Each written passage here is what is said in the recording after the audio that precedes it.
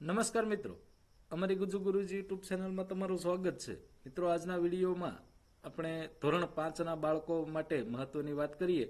જો મિત્રો તમારું બાળક ધોરણ 5માં અભ્યાસ કરતું હોય તો આ વિડીયો તમારા માટે ખૂબ જ ઉપયોગી બનશે. તેમજ સરકારી સ્કૂલ અથવા તો તમામ શિક્ષક મિત્રો માટે પણ સીઈટીનું ફોર્મ માત્ર એક જ ક્લિકમાં કઈ રીતે ભરવું તેના માટેનો વિડીયો આપ સૌને ખૂબ જ ઉપયોગી સાબિત થશે.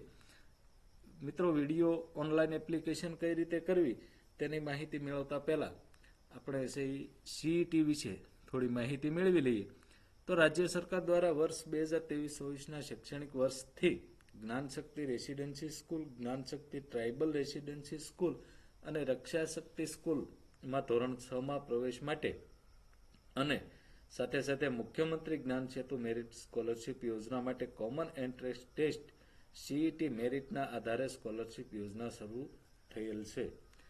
શૈક્ષણિક વર્ષ 2026-27 માટે એટલે કે હાલમાં જે ધોરણ 5માં અભ્યાસ કરે છે તેવા બાળકો માટેની કોમન એન્ટ્રન્સ ટેસ્ટ છે એ રાજ્ય પરીક્ષા બોર્ડ દ્વારા તારીખ 31/1/2026ને શનિવારના રોજ તમામ જિલ્લાઓમાં યોજાનાર છે. એટલે કે જાન્યુઆરીના અંતમાં આ પરીક્ષા લેવામાં આવશે. આ પરીક્ષા અંગેનું સીઈટીનું જાહેરનામું જોઈએ તો 1/12/2025ના રોજ જાહેરનામું બહાર પડી ચૂક્યું છે. ફોર્મ ભરવાની તારીખ છે એ 2/12/2025 થી 15/12/2025 સુધી. પરીક્ષા ફી નિઃશુલ્ક છે. ધોરણ 5ના જે વિદ્યાર્થીઓ પરીક્ષામાં બેસે તેમને પરીક્ષા ફી કોઈ પણ જાતની ભરવાની રહેતી નથી. પરીક્ષાની તારીખ આપણે જોઈએ એમ 31/1/2026 જાન્યુઆરીનો છેલ્લો દિવસ. મિત્રો, પરીક્ષા માટેની યોગ્યતા જોઈએ તો સરકારી અને અનુદાનિત શાળાઓમાં જે વિદ્યાર્થી ધોરણ 1થી 5નો અભ્યાસ પૂર્ણ કરે છે તેમને સીઈટી આપી શકશે અને આ સીઈટીનું જે મેરિટ યાદી છે તેમાં સમાવેશ થયેલ વિદ્યાર્થીઓને Gyanshakti residency school, Gyanshakti tribal residency school અને રક્ષાશક્તિ સ્કૂલમાં ધોરણ 6માં પ્રવેશ, સાથે સાથે જો એમાં ત્રણેય સ્કૂલમાં પ્રવેશ ના મેળવો અને તમે જો મુખ્યમંત્રી જ્ઞાન સેતુ મેરિટ સ્કોલરશિપ યોજના અંતર્ગત સ્કોલરશિપ મેળવવા માંગતા હો તો એ મેળવી શકો છો. આ માટે ધોરણ 6માં પ્રવેશ તથા મુખ્યમંત્રી જ્ઞાન સેતુ સ્કોલરશિપ આપવામાં આવશે. મિત્રો, સ્વનિર્ભર અને ખાનગી શાળાઓમાં જે ધોરણ 5નો અભ્યાસ પૂર્ણ કરનાર વિદ્યાર્થીઓ છે તેવા વિદ્યાર્થીઓને ફક્ત રક્ષાશક્તિ સ્કૂલ છે અને એની પણ 25% બેઠકોમાં જ ધોરણ 6માં પ્રવેશ મળશે. આમ સીઈટી મેરિટ ટેસ્ટના આધારે રક્ષાશક્તિ સ્કૂલમાં ધોરણ 6માં તે પ્રવેશ મેળવી શકશે. કસોટીનું માળખું વિદ્યાર્થીઓ માટે જરા જોઈ લઈએ તો કોમન એન્ટ્રન્સ ટેસ્ટ બહુ વિકલ્પ સ્વરૂપની અને વિવિધ હેતુલક્ષી સ્વરૂપની એટલે કે જે એમસીક્યુ આપણે કહીએ છીએ એ પ્રકારની ટેસ્ટ છે. ટેસ્ટનું પ્રશ્નપત્ર 120 પ્રશ્નો અને 120 ગુણ અને સમય સાથે સાથે 150 મિનિટનો રહેશે. આ સીઈટી છે એ ટેસ્ટનું માધ્યમ ગુજરાતી અને અંગ્રેજી બંને ભાષામાં હશે. સીઈટી ધોરણ 5ના અભ્યાસક્રમ પર રહેશે, જેમાં ગણિત, ગુજરાતી, અંગ્રેજી, હિન્દી અને પર્યાવરણ વિષય તથા તાર્કિક તર્ક ક્ષમતા કસોટી અને સામાન્ય જ્ઞાન વિષય આધારિત પ્રશ્નો રહેશે. આ પ્રશ્નો અધ્યયન નિષ્પત્તિ સિદ્ધ ચકાસણી કરે તે પ્રકારના રહેશે. તેનું ગુણભાર જોઈ લઈએ તો તાર્કિક કસોટીના 30 પ્રશ્નો અને 30 ગુણ, ગણિત સજ્જતાના 30 પ્રશ્નો અને 30 ગુણ, પર્યાવરણના 20 પ્રશ્ન અને 20 ગુણ, ગુજરાતીમાંથી 20 પ્રશ્ન અને 20 ગુણ, એ જ રીતે અંગ્રેજી અને હિન્દી બંનેના થઈને 20 પ્રશ્ન અને 20 ગુણ. આમ કુલ 120 પ્રશ્ન હશે અને 120 ગુણ હશે.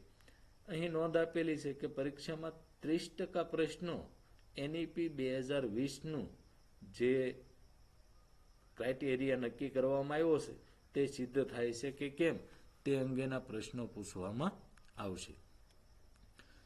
મિત્રો, કોમન એન્ટ્રન્સ ટેસ્ટનું જે પરિણામ અને મેરિટ લિસ્ટ છે એ કઈ રીતે બનતું હોય તેની પણ જરા વાત કરી લઈએ કે આ પરીક્ષાનું પરિણામ છે એ રાજ્ય પરીક્ષા બોર્ડની વેબસાઇટ ઉપર જે ACB એક્ઝામ .org-ની વેબસાઇટ છે તેના ઉપર મૂકવામાં આવે છે. કોમન એન્ટ્રન્સ ટેસ્ટ પરીક્ષામાં કટ ઓફ કરતાં વધુ ગુણ મેળવનાર વિદ્યાર્થી છે એ તેજસ્વી વિદ્યાર્થીની યાદીમાં રાજ્ય પરીક્ષા બોર્ડ દ્વારા છે એ જાહેર કરવામાં આવે છે. અને આ યાદી પૈકીના બાળકોના દસ્તાવેજોની ખરાઈ સરકારી શાળાઓના કિસ્સામાં જિલ્લા પ્રાથમિક શિક્ષણાધિકારી અને અનુદાનિત શાળાની કિસ્સામાં જિલ્લા શિક્ષણાધિકારી શ્રી દ્વારા નિયામક શ્રીની સૂચના મુજબ કરવામાં આવે છે. અને આ ખરાઈ થયા બાદ તેમને સહી લાભ મળવા પાત્ર રહે છે. હવે મિત્રો આપણે જોઈ લઈએ કે આ ફોર્મ સરળતાથી કઈ રીતે ભરવું. ખાસ કરીને શિક્ષક મિત્રો, આપણે જે સ્વીપ સેટની અંદર ઓનલાઈન હાજરી પૂરતા હોઈએ છીએ તે જ સ્વીપ સેટ તમારે ખોલી લેવાનું રહેશે. તેમાં જે આપણે સ્માર્ટ એટેન્ડન્સ, ક્ષમતા, જ્ઞાન પ્રભાવ આ બધું છે, તેની સાથે સાથે કોમન એન્ટ્રન્સ ટેસ્ટ આવું પણ ઓપ્શન એક હોમ મેનુમાં બતાવે છે. જો તમારી પાસે આ મેનુ ના બતાવતા હોય તો તમે લિંક દ્વારા પણ ડાયરેક્ટ કોમન એન્ટ્રન્સ ટેસ્ટનું મેનુ છે એ ખોલી શકો છો. સૌ પ્રથમ સ્વીપ સેટ ખોલ્યા બાદ કોમન એન્ટ્રન્સ ટેસ્ટનું જે હોમ પેજ છે એ ખોલી લેવાનું રહેશે. અહીં તમને ડાયરેક્ટ એવું જ આપવામાં આવશે કે CET 2026-27 માટે નોંધણી કરો. જો આમે મિત્રો એક વખત CET ઓપન કરેલું છે એટલા માટે થઈને ડાયરેક્ટ આ મેનુ આવી ગયું છે. તમે જ્યારે પહેલી વખત ખોલશો ત્યારે સૌ પ્રથમ શાળાનો ડાયસ કોડ અને તમારો શિક્ષક કોડ જેમ હાજરી વખતે આપણે ખોલ્યું હતું એ જ રીતે ખોલવાનું આવશે. અને ખોલ્યા બાદ અહીં જે CET 2026-27ની નોંધણી કરો એવું ઓપ્શન બતાવે છે તેના ઉપર ક્લિક કરવાની રહેશે. તેના ઉપર ક્લિક કરતાની સાથે ઉપલબ્ધ ધોરણની યાદીમાંથી પસંદ કરો. એટલે કે આપણે ધોરણ 5 માટે CET એક્ઝામના ફોર્મ ભરવાના હોવાથી એના ઉપર ક્લિક કરીશું. અહીં રિઝ્યુમ ફોર્મ એવું આપેલું છે. રિઝ્યુમ ફોર્મ ઉપર ક્લિક કરતાની સાથે અહીં રાજ્ય પરીક્ષા બોર્ડ ગાંધીનગર સામાન્ય પ્રવેશ CET 2026-25નું પેજ છે એ ખુલી જશે.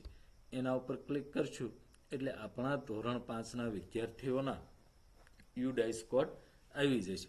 તેમાંથી જે વિદ્યાર્થીઓના ફોર્મ ભરવાના હોય તેનો યુડાઇસ સિલેક્ટ કરતા તે વિદ્યાર્થીની મોટાભાગની ડિટેલ, નામ ને બધી ડિટેલ આવી જશે.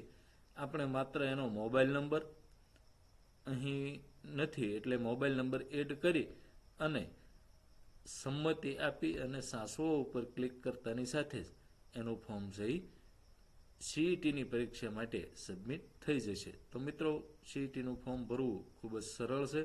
માત્ર એક જ ક્લિકથી તમે છે એ CETનું ફોર્મ ભરી શકો છો.